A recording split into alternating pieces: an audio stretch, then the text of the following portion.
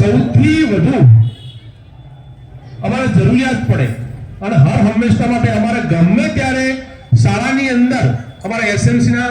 સભ્ય પણ છે અને શાળાની અંદર આપણે કોઈ પણ લાઈટ કે ગમે તેવી બાબતમાં ગમે ત્યારે જરૂર પડે અને અમારી લાઈફલાઈન કહી શકાય, વાલી કહી શકાય અને દાતા પણ કહી શકાય અને 24 અવર્સ